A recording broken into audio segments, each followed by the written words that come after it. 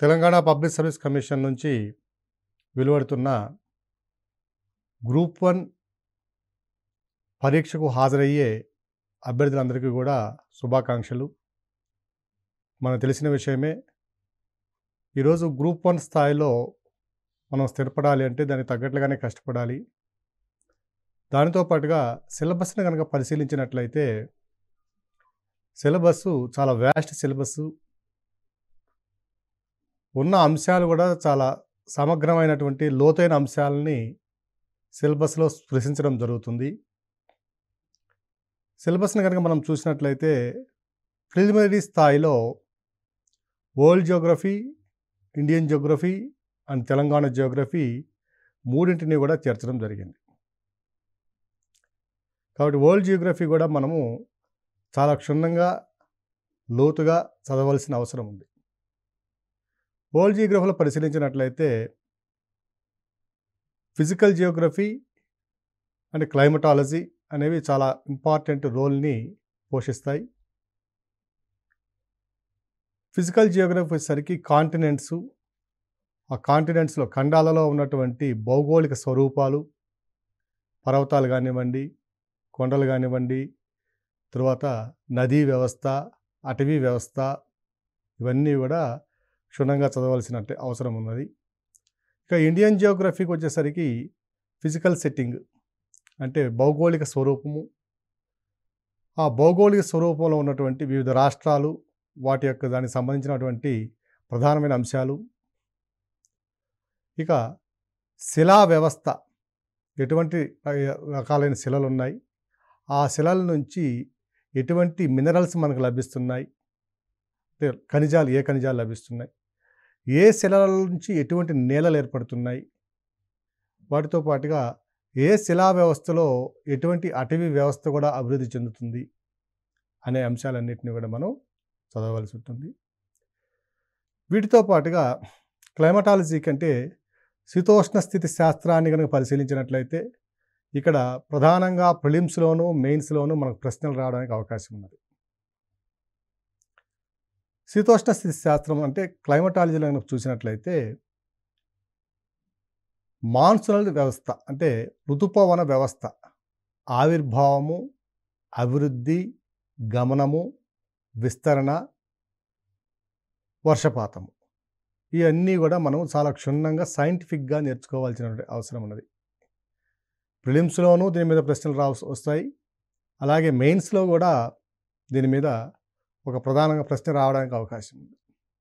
Mains సిలబస్ని కనుక పరిశీలించినట్లయితే India physical setting, physiography, drainage అన్నాడు. ఇప్పుడే చెప్పుకున్నాం మనం. ఫిజికల్ సెట్టింగ్ అన్నప్పుడు భౌగోళికంగా విస్తరణ, అక్షాంశ రేఖాంశ పరంగా విస్తరణ, లాటిట్యూడినల్ అండ్ లాంగిట్యూడినల్ ఎక్స్టెన్షను, దానికి సంబంధించిన ప్రధానమైన ప్రశ్నలు మనం ప్రిలిమ్స్లో అనేక సందర్భాల్లో చూడడం జరిగింది. రేఖాంశాలకు సంబంధించి, అక్షాంశాలకు సంబంధించి ప్రిలిమ్స్లో అనేక సందర్భాల్లో అనేక ప్రశ్నలు రావడం జరిగింది. అక్కడ మనం పూర్తి స్థాయిలో మన దృష్టిని కేంద్రీకరించాలి.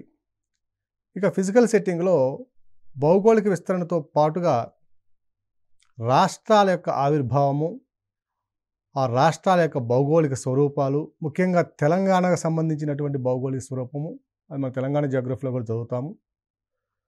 దాని తర్వాత ఫిజియోగ్రఫీ, నైసర్గిక స్వరూపము. నెక్స్ట్ డ్రైనేజ్ అన్నాడండి, అంటే నదీ వ్యవస్థ.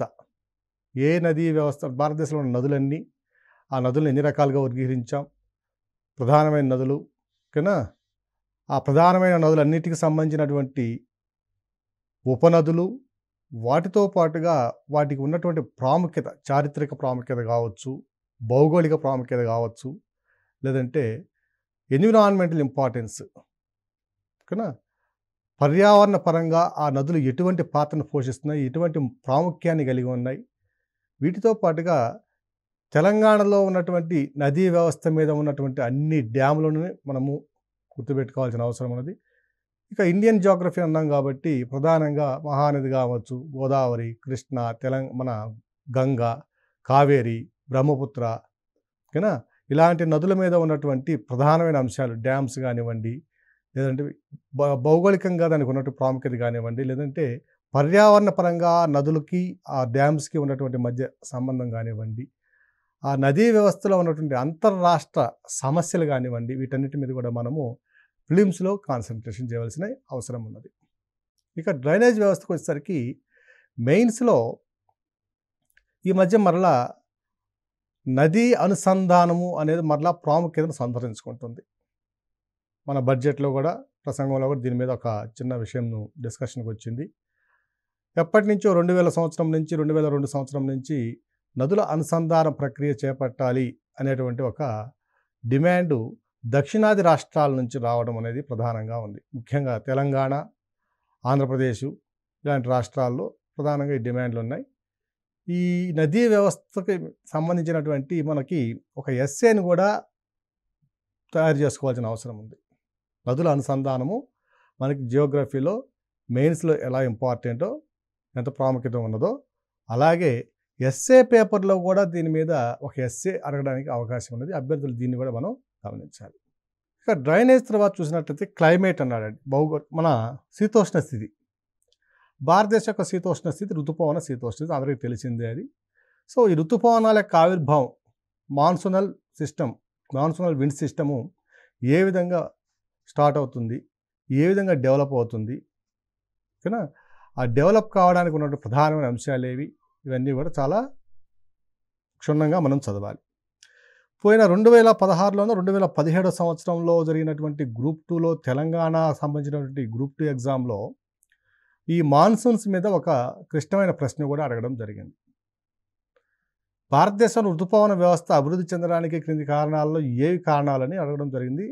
అది ఆ ప్రశ్నను చూసినట్లయితే అది దాదాపుగా సివిల్స్లో అడిగేటువంటి స్థాయి, యూపీఎస్సీ నిర్వహించేటటువంటి ఐఏఎస్, ఐపీఎస్ ఎగ్జామ్స్లో నిర్వహించేటువంటి సివిల్స్లో, ప్రిలిమ్స్లో నిర్వహించే స్థాయిలో వచ్చినటువంటి ప్రశ్నలు కూడా మనము ఈరోజు మన సిలబస్లో చూస్తున్నాం. అంటే దీన్ని బట్టి మనం అర్థం చేసుకోవాల్సింది ఏమిటంటే, ఎంత క్షుణ్ణంగా, ఎంత లోతుగా మనం విషయాన్ని పరిశీలిస్తామో, నేర్చుకుంటామో, సమగ్రంగా నేర్చుకుంటామో, అప్పుడు మాత్రమే మనకి విజయావకాశాలు పుష్కలంగా ఉంటాయి. పైనే చదివినట్లయితే దానివల్ల ప్రయోజనం ఉండదు. కష్టమైతే ఎక్కువే ఉంటుంది, సిలబస్ అలా ఉంటుంది. కానీ ఒక ప్లాన్ ప్రకారం చదివినట్లయితే ఇవన్నీ కూడా పెద్ద పెద్ద విషయాలు ఏమి కాదు. ఇక మెకానిజం ఆఫ్ మాన్సూన్ అన్నాడు. అంటే ఋతుపవన వ్యవస్థలో ఉన్నటువంటి ఆవిర్భావ ప్రక్రియ, అభివృద్ధి చెందే ప్రక్రియ ఏ విధంగా ఉంది, ఆ విస్తరణ ఏ విధంగా జరుగుతున్నాయి. ఇది మెయిన్స్కి, ప్రిలిమ్స్కి రెండింటికి ఇంపార్టెంట్. దాని తరువాత effect of El Niño and La Nina అన్నారు. ఎఫెక్ట్ ఆఫ్ ఎల్నినో అనేది మనము తర్వాత దాని పూర్తి స్థాయిలో నేర్చుకుందాం. ఈ ఎల్నినో అనేది వరల్డ్ జియోగ్రఫీకి సంబంధించినటువంటి ప్రశ్న. లానినో కానివ్వండి, ఎల్నినో కానివ్వండి, ప్రపంచ భౌగోళిక శాస్త్రానికి సంబంధించిన ప్రశ్న. ఈ ఎల్నినో, లానినో తెలుసుకోవాలి అంటే మనకి ముందుగా ఋతుపవన వ్యవస్థ కంటే ముందుగా, ఋతుపవనాల ఆవిర్భావం కంటే ముందుగా ప్రపంచంలో ఉన్నటువంటి పవన వ్యవస్థను తెలుసుకోవాల్సిన అవసరం ఉంది. ప్రపంచంలో ఉన్నటువంటి పవన వ్యవస్థ, ప్రపంచ పవనాలు ఇలా ఉన్నాయి. 3 రకాల పవనాలు ఉన్నాయి. పర్మనెంట్ విండ్ సిస్టము, ఓకేనా? రెండవది సీజనల్ విండ్ సిస్టము, మూడవది లోకల్ విండ్ సిస్టమ్. ఈ విండ్ సిస్టమ్ గురించి తెలుసుకోవాలంటే, పవన వ్యవస్థను తెలుసుకోవాలంటే ముందుగా పీడనాన్ని, అంటే ప్రపంచవ్యాప్తంగా ఉన్నటువంటి అట్మాస్ఫిరిక్ ప్రెజర్ డిస్ట్రిబ్యూషన్ తెలుసుకోవాలి.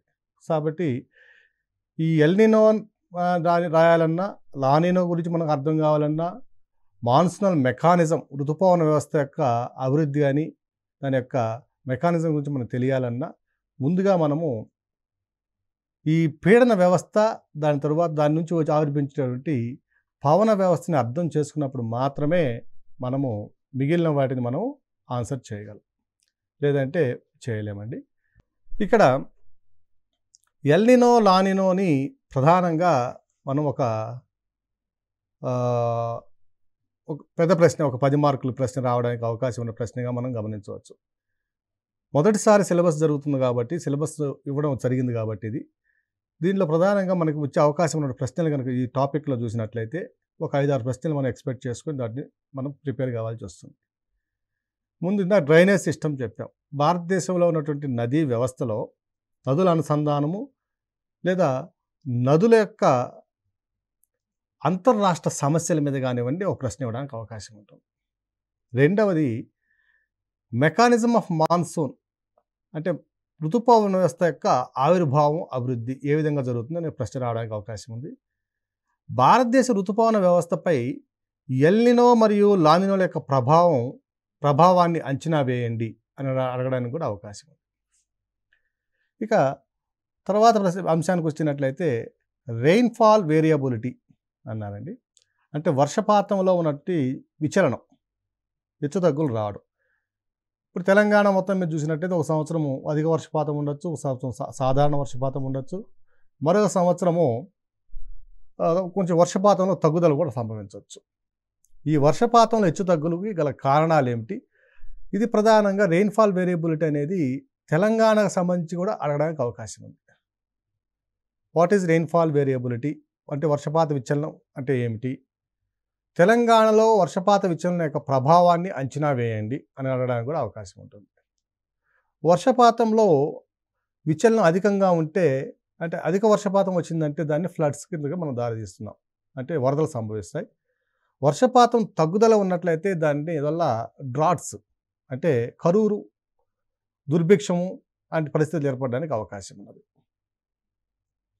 సో ఇది ఇక్కడ మెయిన్స్ పాయింట్ ఆఫ్ వ్యూలో.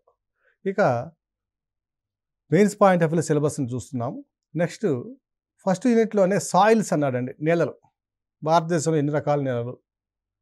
Indian Council of Agricultural Research 1956లో 53లో భారతదేశంలో 8 రకాల నేలలను గుర్తించడం జరిగింది. ఆ నేలలు ఏ విధంగా ఉన్నాయి, వాటి యొక్క లక్షణాలు ఏమిటి? దీంట్లో కూడా ప్రిలిమ్స్ పాయింట్ ఆఫ్ వ్యూలోను, మెయిన్స్ పాయింట్ ఆఫ్ వ్యూలోను ఇక్కడ కూడా మనకు కొంత ప్రాముఖ్యత ఉన్నది. ఎక్కువగా ప్రిలిమ్స్లో దీని మీద ప్రశ్నలు రావడానికి అవకాశం ఉంటుంది. ఏ నేలల్లో ఇప్పటివరకు అడిగినటువంటి గత ఎగ్జామ్స్లో అడిగినటువంటి సందర్భాలను కనుక మనం పరిశీలించినట్లయితే ఏ నెలల్లో ఏ మూలకాల యొక్క ప్రాముఖ్యత ఎక్కువగా ఉంది అంటే నల్లరేగడి నెల తీసుకుందాం, దాంట్లో నైట్రోజన్ ఎక్కువ ఉంటుందా, కాల్షియం ఎక్కువ ఉంటుందా, మెగ్నీషియం ఎక్కువ ఉంటుందా, లేదంటే ఏదైనా తక్కువ ఉన్నాయి, ఏ మూలకాలు తక్కువ ఉన్నాయి, అలాంటి సందర్భాల్లోనూ, లేదంటే నేలల విస్తరణ, తెలంగాణలో ఉన్నటువంటి నేలల విస్తరణ కానివ్వండి, భారతదేశం మొత్తం మీద ఉన్న నేలల విస్తరణ కానీ, ఏ రాష్ట్రంలో ఏ నెలలు ఎక్కువగా ఉన్నాయి, వాటి యొక్క ప్రాముఖ్యత ఏమిటి, అలాగే నేలలో ఎదుర్కొంటున్న సమస్యలు, problems facing by the soils, ఇది కూడా చాలా ప్రధానమైనటువంటి ప్రశ్న. ఈరోజు చూస్తున్నాం, దుర్భిక్షం వచ్చినా, కరువు వచ్చినా నేలలు ప్రధానంగా ఎఫెక్ట్ అవుతూనే ఉంటాయి, దాని యొక్క ప్రభావం పడుతుంది. కరువులు వచ్చాయంటే పైన ఉన్నటువంటి ఆ లేయర్స్ అన్నీ కూడా పొడి పొడిగా మారడం, దాంట్లో ఉన్నటువంటి ప్రధానమైన మూలకాలు ఏవైతే ఉన్నాయో అవి ఏలియన్ యాక్షన్స్ అంటే క్రమక్షయ గురి కావడము, అంటే గాలి ద్వారా, పవన వ్యవస్థ ద్వారా సంబంధించే క్రమక్షయానికి గురి కావడము, ఇలాంటి సందర్భాలు చూస్తున్నాం. అలాగే వరదలు వచ్చినా కూడా పైన ఉన్న లేయర్స్ అన్నీ కూడా నీటి ప్రవాహం వల్ల క్రమక్షయానికి గురి కావడం, మేట వేయడం, ఇలాంటి సమస్యలు ఉన్నాయి. అలాగే భారతదేశంలో నేలల యాజమాన్యం అనేది చక్కగా లేదని చెప్పుకోవాలండి. ఎందువల్లంటే ఈ జనాభా విస్ఫోటనానికి తగినట్లుగా మనం నేలలని అనేక అవసరాలకి మనం వాడుకుంటూ ఉన్నాం.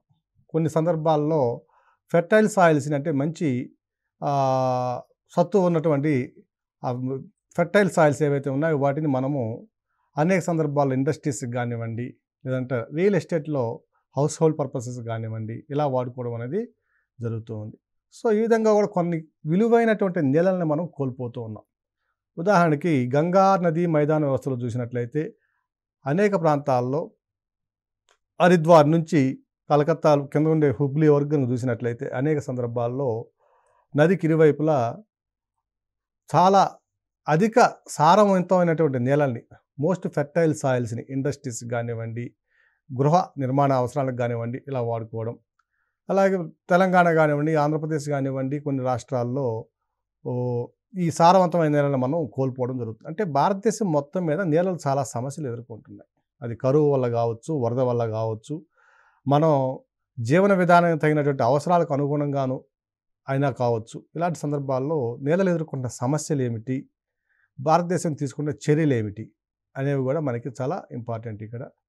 ఇక నెక్స్ట్ పాయింట్కి వచ్చేసరికి vegetation and wild life degradation. Vegetation అన్నప్పుడు అడవి వ్యవస్థ, భారతదేశంలో ఎన్ని అడవులు ఉన్నాయి, ఏ విధంగా వర్గీకరణ జరిగింది, ఈ అడవుల వర్గీకరణలో మన తెలంగాణలో ఉన్నటువంటి అటవీ వర్గీకరణ ఏ విధంగా ఉన్నది ప్రధానంగా, అలాగే ఆ అడవుల మీద ఆధారపడి ఉన్నటువంటి వైల్డ్ లైఫ్ వన్య ప్రాణులు ఏవైతే ఉన్నాయో, వన్యమృగాలు ఏవైతే ఉన్నాయో అవి వాటి యొక్క సంబంధించిన అంశాలు. వెస్టర్న్ ఘాట్స్ తీసుకున్నామనుకోండి, వెస్టర్న్ ఘాట్స్ కూడా ఇప్పుడు అనేక రకాల సమస్యలు ఎదుర్కొంటుంది. మానవులు దాని మీద అధికంగా ఆక్రమించడం వల్ల సహజంగా ఉన్నటువంటి వెస్టర్న్ ఘాట్స్ కంటే మొత్తం 100%లో దాదాపు 50-60% ఈరోజు ఆక్రమణలకు గురయ్యి అనేక సమస్యలు ఎదుర్కొంటుంది. ఫలితంగా దాంట్లో ఉన్నటువంటి వైల్డ్ లైఫ్ డిగ్రేడేషన్ కూడా జరగడం జరుగుతుంది. సో ఇక్కడ చూసినట్లయితే భారతదేశంలో అడవులు ఎదుర్కొంటున్న సమస్యలు ఏమిటి, లేదా భారతదేశంలో ఉన్న అడవుల యొక్క ప్రాముఖ్యత ఏమిటి, ఆ అడవుల మీద ఆధారపడినటువంటి వైల్డ్ లైఫ్ ఏదైతే ఉందో, వన్యమృగాలు ఏవైతే ఉన్నాయో వాటికి ఉన్నటువంటి సమస్యలు ఏమిటి, అవి ఎదుర్కొన్న సమస్యలు ఏమిటి, ఆ సమస్యలను నిరోధించడం కోసం, ఆ సమస్యలను పరిష్కరించడం కోసం భారత ప్రభుత్వం తీసుకున్నటువంటి చర్యలు ఏమిటి, ఇవన్నీ కూడా ఇంపార్టెంట్గా మనం మెయిన్స్కి కానివ్వండి, ఫిలిమ్స్కి కానీ ప్రాముఖ్యత సంతరించుకునే అంశాలుగా మనం గమనించాలి. అలాగే ఇక major minerals and energy resources, భారతదేశంలో ఉన్నటువంటి ఖనిజ విస్తరణ ఏ విధంగా ఉంది, ఏ రాష్ట్రాల్లో ఖనిజాలు విస్తారంగా ఉన్నాయి, ఏ రాష్ట్రాలు ఖనిజాలు ఎక్కువగా వెలికి తీస్తున్నాయి, వీటి యొక్క ఉత్పత్తులు ఏ రాష్ట్రాలు ప్రథమ స్థాయిలో ఉన్నాయి లేదా రెండో స్థానంలో ఉన్నాయి అనే అంశాలు కూడా మనం ఇక్కడ ఫిలిమ్స్ పాయింట్ ఆఫ్లో మనం చదువుకోవాలి. ఇక ఖనిజ వనరుల విస్తరణను భారతదేశంలో చర్చించండి అనేది ఒక మెయిన్స్లో అడగడానికి అవకాశం ఉన్నటువంటి ప్రశ్న. దాని తర్వాత energy resources distribution, minerals and energy resources. Minerals అంటే ఖనిజాలు తెలిసింది. ఎనర్జీ రిసోర్సెస్ అన్నప్పుడు కోల్ కానివ్వండి, పెట్రోలియము, గ్యాసు, యురేనియము, థోరియము, అలాగే రెన్యూబుల్ ఎనర్జీ రిసోర్సెస్ అయినటువంటి పవన విద్యుత్తు, జల విద్యుత్తు, సౌర విద్యుత్తు, ఇలాంటి వాటి గురించి కూడా మనం కాన్సన్ట్రేషన్ చేయవలసి వస్తుంది. ప్రధానంగా చూసినట్లయితే మేజర్ మినరల్స్ డిస్ట్రిబ్యూషన్ అన్నప్పుడు ఐరను, కాపరు, నికెలు, మ్యాంగనీసు, అల్యూమినియం ఇలాంటి ప్రధానమైనటువంటి ఖనిజాల యొక్క విస్తరణను మనం చదవాల్సి వస్తుంది. ఎనర్జీ రిసోర్సెస్ డిస్ట్రిబ్యూషన్ అన్నప్పుడు మనం చెప్పుకున్నాం, ఈ కోల్ కానివ్వండి, బొగ్గు, పెట్రోలియము, గ్యాస్ నిల్వలు ఏ విధంగా విస్తరించి ఉన్నాయి, వాటి యొక్క ప్రాముఖ్యత ఏమిటి, అవి ఏ విధంగా ఉత్పత్తి జరుగుతున్నాయి, వీటన్నీ కూడా మనము చదవాల్సి వస్తుంది. Next energy crisis. భారతదేశంలో మనం ఇప్పుడు చూసినట్లయితే సంవత్సరంలో 100% వినియోగించేటువంటి పెట్రోల్, డీజిల్లో మనం ఇప్పటికే 82-83% వరకు మనం దిగుమతుల మీదనే ఆధారపడుతున్నాం. ఈ సందర్భంగా మనము కొన్ని దశాబ్దాల నుంచి నాన్ కన్వెన్షనల్ ఎనర్జీ రిసోర్సెస్ అయినటువంటి రెన్యూబుల్ ఎనర్జీ రిసోర్సెస్ అయినటువంటి పవన విద్యుత్తు, జల విద్యుత్తు, వీటి మీద మనము సౌర విద్యుత్తు ఇలాంటి వనరుల మీద మనము దృష్టి పెట్టడం జరిగింది. ప్రభుత్వం కూడా దానికి తగినటువంటి చర్యలు అనేక రూపాలుగా తీసుకుంటూ ఉంది. సో ఎనర్జీ క్రైసిస్ ఇన్ని తీసుకుంటున్నా కూడా భారతదేశంలో ఇప్పటికి కూడా మనకి విద్యుత్ వ్యవస్థలో కానివ్వండి, లేదంటే ప్రధానమైనటువంటి బొగ్గు, పెట్రోలియం తదితర నిల్వల్లో కానివ్వండి అనేక సందర్భాల్లో మనం కొరతను ఎదుర్కోవాల్సి వస్తుంది. దీనివల్ల అభివృద్ధి కూడా కుంటుపడడం జరుగుతుంది. సో భారతదేశంలో ఎనర్జీ క్రైసిస్కి అంటే శక్తి వనరుల్లో ఉన్నటువంటి లభ్యతలో ఉన్నటువంటి లోపాలకి గల కారణాలు ఏమిటి, వాళ్ళని ఏ విధంగా భారత ప్రభుత్వం ఎదుర్కొంటుంది, ఏ విధంగా ఆ సమస్యని మనం పరిష్కరించుకుంటున్నాం, ఏ చర్యలు తీసుకుంటున్నాం, భారత ప్రభుత్వం తీసుకున్న చర్యలు ఏమిటి, అందులో ప్రధానంగా ఈ సోలార్ పవర్ సంబంధించిన కానివ్వండి, విండ్ పవర్ సంబంధించిన కానివ్వండి, వాటి యొక్క టార్గెట్స్ ఏమిటి, అవన్నీ అంటే వాటి యొక్క లక్ష్యాలు ఏమిటి, ఆ మిషన్లు ఎప్పుడు ప్రారంభించాము, సోలార్ మిషన్ కానివ్వండి, విండ్ పవర్ మిషన్ కానివ్వండి, ఇలాంటివి మనం ఏ మిషన్లు ఉన్నాయి, వాటి ద్వారా మనం ఎంతెంత విద్యుత్తుని మనం ఉత్పత్తి చేస్తున్నాం, కానీ ఎంతెంత శక్తి వనరులను మనం పోగు చేసుకుంటున్నాం, ఇలాంటివి అన్నీ కూడా మనం చదవలసిన అవసరం ఉంది. ఇక భారతదేశంలో ఉన్నటువంటి మెరైన్ రిసోర్సెస్, ఇప్పుడు నదీ తీరరేఖను చూసినట్లయితే, సముద్ర తీరరేఖను కనుక చూసినట్లయితే దాదాపు 7,516 కిలోమీటర్ల తీరరేఖ ఉన్నది. 7,000 చిల్లర పైగా ఉన్నటువంటి తీరరేఖను కలిగి ఉన్నటువంటి దేశంగా మనము చాలా ఉన్నత స్థితిలో ఉన్నాం. ఈ తీరరేఖకు వెంబడి ఉన్నటువంటి రిసోర్సెస్ ఏమేమి ఉన్నాయి, మెరైన్ రిసోర్సెస్, పెట్రోలియం ఉన్నాయి, పెట్రోలియం రిజర్వ్స్ ఉన్నాయి, మనకి న్యాచురల్ గ్యాస్ రిజర్వ్స్ ఉన్నాయి. ఇక ఆక్వాటిక్ లైఫ్ చూసినట్లయితే అనేక రకాల చేపలను ఉత్పత్తి చేస్తున్నాం, ఎక్స్పోర్ట్ చేస్తున్నాం. సో వీటి యొక్క ఆర్థికపరమైన ప్రాముఖ్యత ఏ విధంగా ఉంది, వీటికి ఉన్నటువంటి ఎక్స్క్లూజివ్ ఎకనామిక్ జోన్స్ ఏమున్నాయి, వీటన్నిటి కూడా మనం క్షుణ్ణంగా పరిశీలించాల్సిన అవసరం, చదవాల్సిన అవసరం ఉన్నది. ఇక వాటర్ రిసోర్సెస్ అన్నాం. ఇది డ్రైనేజ్ సిస్టంలోనే వస్తుంది. ఇది అంటే నదీ వనరులు ఎలా ఉన్నాయి, నీటి వనరుల లభ్యత ఎలా ఉంది, వాటి యొక్క సమస్యలు ఏమిటి, నదీ వనరులు లేదా నీటి వనరులు జల వనరులు ఎదుర్కొంటున్న సమస్యలు ఏమిటి, ఇంటర్ స్టేట్ వాటర్ డిస్ప్యూట్స్ ఏమున్నాయి, అంతర్రాష్ట్రాల మధ్య ఉన్నటువంటి జల పంపిణీలో ఎదుర్కొంటున్న సమస్యలు ఏమిటి, ఇప్పుడు తెలంగాణకు కర్ణాటకకి, తెలంగాణకు ఆంధ్రప్రదేశ్కు, ఆంధ్రప్రదేశ్కు కర్ణాటకకి, మహారాష్ట్ర తెలంగాణకి, ఇలా అనేక రాష్ట్రాల మధ్య అనేక అంతర్రాష్ట్ర జల వివాదాలు ఉన్నాయి. ఈ జల వివాదాలను పరిష్కరించడం కోసం మనం తీసుకుంటున్నటువంటి చర్యలు ఏమిటి, భారత ప్రభుత్వం ఎటువంటి చట్టాలను చేసింది, చట్టాలను చేసినప్పటికి కూడా అనేక సందర్భాల్లో మనము ఈ జల సమస్యలను ఎదుర్కోవడంలో ప్రభుత్వాలు పూర్తి స్థాయిలో సఫలం కాలేవని చెప్తున్నాం. సో వాటి నీటి వనరులు ఏ విధంగా మనము కన్జర్వ్ చేసుకోవాలి అంటే అధిక ఒత్తిడి పడకుండా వాటిని ఉన్న స్థాయిలో సుస్థిరాభివృద్ధి సాధించే విధంగా నీటి వనరులను ఏ విధంగా మనం వాడుకోవాలి, కన్జర్వేషన్ మెజర్స్ ఏం చేయాలి అనేది వీటిని కూడా మెయిన్స్లో ఉన్నటువంటి పాయింట్స్. ఇవన్నీ కూడా ప్రిలిమ్స్లోనే ఉన్నాయి. ఇంతకుముందు చెప్పుకున్నాం ప్రిలిమ్స్లో వరల్డ్ జియోగ్రఫీ అని చెప్పాడు కాబట్టి ఆ వరల్డ్ జియోగ్రఫీలో మనము కాంటినెంట్స్ చదవాలి, తర్వాత క్లైమేట్ చదవాలి, తర్వాత మిగిలిన ఇంకా భౌగోళిక అంశాలు, సామాజిక అంశాలు ఇవన్నీ కూడా చదవాలి. కొంచెం కష్టమైన పనే అనేది తప్పదు కాదండి. ఇక ప్రిలిమ్స్లో చూసినట్లయితే ఇండియన్ జియోగ్రఫీ అన్నాడు. ఇండియన్ జియోగ్రఫీలో మళ్ళా ఇండియా ఫిజికల్ సెట్టింగు, ఫిజియోగ్రఫీ అంటే భౌగోళిక స్వరూపాలు కన్నా భౌగోళిక నిర్మాణము, వీటితో పాటుగా శిలా వ్యవస్థ, నదీ వ్యవస్థ, ఋతుపవన వ్యవస్థ, దాంతో పాటుగా అడవులు, ఖనిజాలు, పరిశ్రమలు, దానికి సంబంధించినటువంటి అంశాలు, తర్వాత అవస్థాపన సౌకర్యాలు, రోడ్సు, రైల్వేసు, ఇవన్నీ కూడా సిలబస్లో ఉంటాయి. అలాగే డెమోగ్రఫీ, జనాభా పరమైన అంశాలు కూడా ఈ ప్రిలిమ్స్లోనూ ఉంటాయి, మెయిన్స్లోనూ ఉంటాయి. సో ప్రిలిమ్స్ మెయిన్స్ వేరువేరుగా చదవకుండా రెండింటినీ కంబైన్ చదువుకొని ప్రిలిమ్స్ మెయిన్స్లో లేని అంశాలు ఏమైనా ఉంటే ప్రిలిమ్స్లో వాటిని సపరేట్గా చదువుకోవాల్సినటువంటి అవసరం ఉన్నది. సో ఇప్పుడు మెయిన్స్లో మనము ఫస్ట్ టాపిక్ని చూసాం, ఇండియా ఫిజికల్ సెట్టింగు. వీటిలో ప్రధానమైన ప్రశ్నలు కూడా మనం చర్చించుకోవడం జరిగింది. మరొకసారి చూసినట్లయితే దీంట్లో ప్రధానంగా అడగడానికి అవకాశం ఉన్నటువంటి మెయిన్స్ పాయింట్ ఆఫ్ వ్యూలో ఎగ్జామ్లో రావడానికి అవకాశం ఉన్న ప్రశ్నలను కనుక మనం పరిశీలించినట్లయితే భారతదేశంలో ఋతుపవన వ్యవస్థ ఆవిర్భావము, అభివృద్ధి చర్చించండి. రెండవ ప్రశ్న, భారతదేశంలో ఋతుపవన వ్యవస్థపై ఎల్నినో మరియు లానినోల ప్రభావం అంచనా వేయండి. మూడవ ప్రశ్న చూసినట్లయితే భారతదేశంలో కరువులు, వరదలు సంభవించడానికి గల కారణాలు ఏమిటి. ఇక మరొక ప్రశ్న చూసినట్లయితే నెక్స్ట్, భారతదేశంలో వన్యమృగ సంరక్షణకు తీసుకుంటున్న చర్యలను చర్చించండి. ఇవి ఎక్కువగా అడగడానికి అవకాశం ఉంది.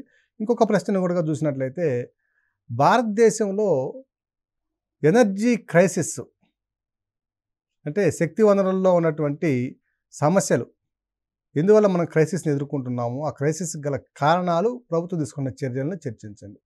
What could be the main reasons for the energy crisis in India and what were the measures taken by the Indian government, discuss అనడానికి అవకాశం కూడా ఉంటుంది. ఇవి ప్రధానంగా మనం మొదటి యూనిట్లు చదవవలసినటువంటి అంశాలు. వీటితో పాటుగా ఇంతకుముందే చెప్పుకున్నాం, అంతర్రాష్ట్ర నదీ సమస్యల మీద కూడా మనకి ప్రశ్న అడగడానికి అవకాశం ఉంది. లేదా నదుల అనుసంధానము అంతర్రాష్ట్ర సమస్యలు పెంచుతుందా, తగ్గిస్తుందా, అంచనా వేయండి అనడానికి కూడా అవకాశం ఉంటుంది. ఇక రెండవ యూనిట్ మెయిన్స్లో కనుక చూసినట్లయితే అగ్రికల్చర్ అండ్ ఇరిగేషన్ అంటే నీటిపారుదల వ్యవస్థ, దాని మీద ఆధారపడి ఉన్నటువంటి వ్యవసాయం.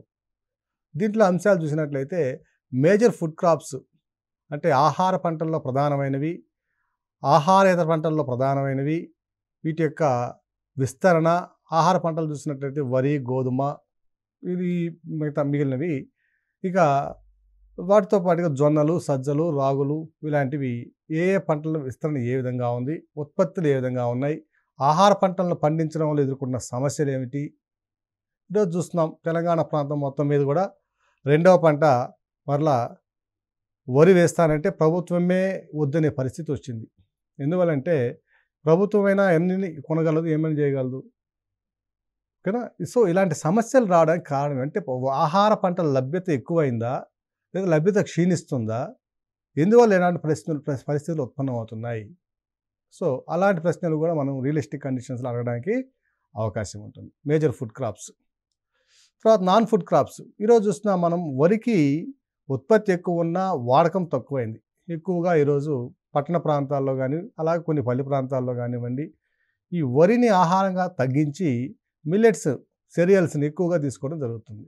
రాగులు, జొన్నలు, సజ్జలు, అరికెలు ఓకేనా, ఇలాంటి ఊదలు, ఇలాంటి వాటి మీద ప్రధానంగా దృష్టి కేంద్రీకరించడం జరుగుతుంది. ఆహారం లభ్యత ఎక్కువ ఉన్నప్పటికీ మనం వరిని ఆహారంగా తీసుకోకుండా కొన్ని ఈ రాగులు, జొన్నలు, సజ్జలు లాంటివి మనము తీసుకోవడంలో కారణం ఏమిటి? అందుకే దీనివల్ల ఏమైనా భవిష్యత్తులో ఆహార పంటల అంటే ప్రధానమైన ఆహార పంటలు ఏవైతే ఉన్నాయో వాటి మీద ప్రభావం ఏ విధంగా ఉంటుంది? మేజర్ ఫుడ్ క్రాప్స్ అన్నప్పుడు ప్రధానమైన ఆహార పంటలైనటువంటి వరి, గోధుమల మీద ప్రభావం ఏ విధంగా ఉంటుంది?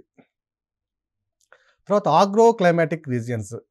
సో భారతదేశంలో ఉన్నటువంటి శీతోష్ణ స్థితి దాని మీద ఆధారపడినటువంటి వ్యవసాయ రీజియన్లు ఏ విధంగా ఉన్నాయి, వ్యవసాయ మండలాలు ఏ విధంగా ఉన్నాయి, ఇన్ని వ్యవసాయ మండలాలను వర్గీకరించడం జరిగింది.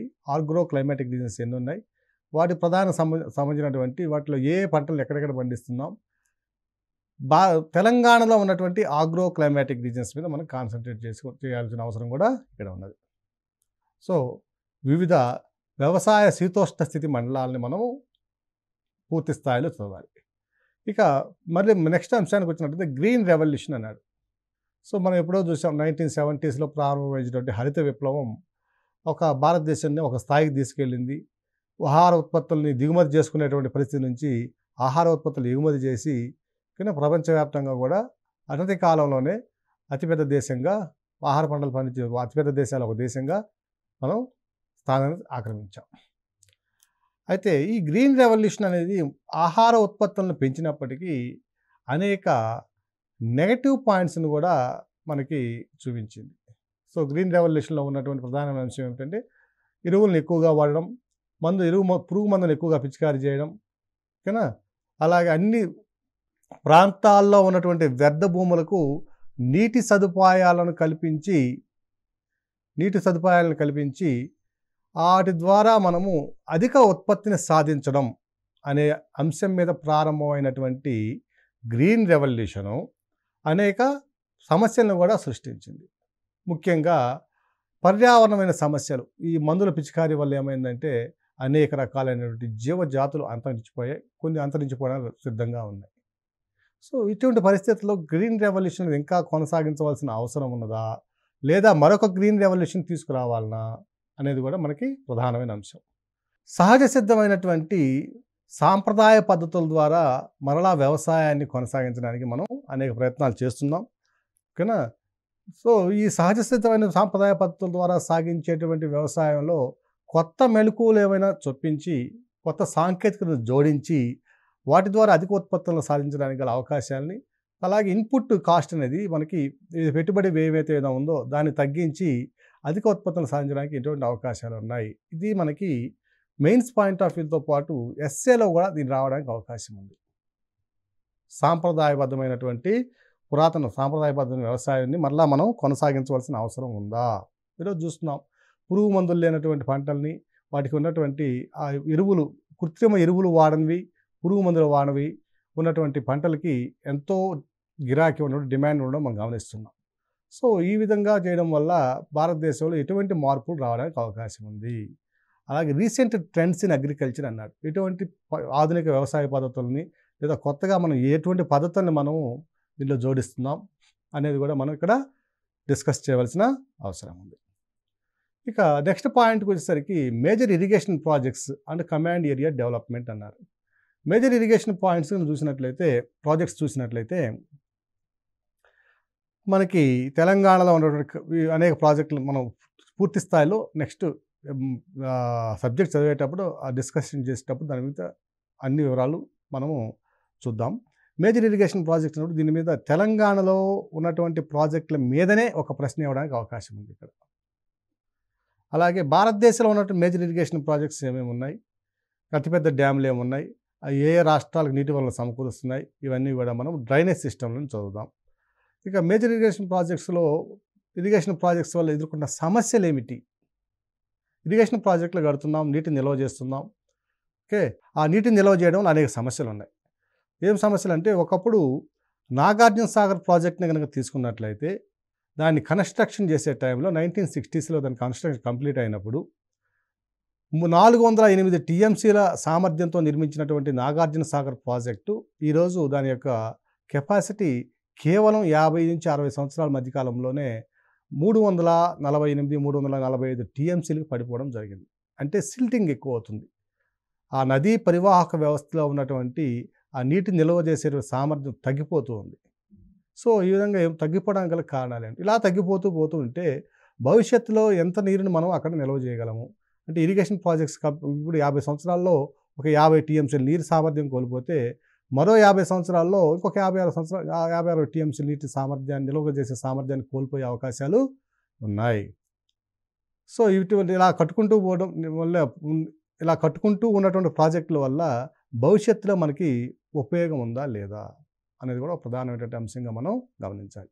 సో ఇరిగేషన్ ప్రాజెక్ట్స్, నీటిపారుదల ప్రాజెక్టులు ఏవైతే ఉన్నాయో అవి ఎదుర్కొంటున్న సమస్యలు ఏమిటి, వాటి ద్వారా పర్యావరణానికి ఉన్న సమస్యలు ఏమిటి, వాటి ద్వారా భారతదేశ ఆర్థిక వ్యవస్థపై కానివ్వండి, ఆయా రాష్ట్రాల యొక్క ఆర్థిక వ్యవస్థలపై కానివ్వండి ఎటువంటి భారం పడుతుంది.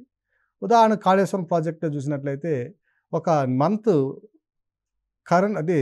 పవర్ ట్రైల్ వేసినందుకే ఆ మోటార్స్ని రన్ చేసినందుకే పవర్ బిల్లు కొన్ని కోట్ల రూపాయలు రావడం అనేది జరిగింది.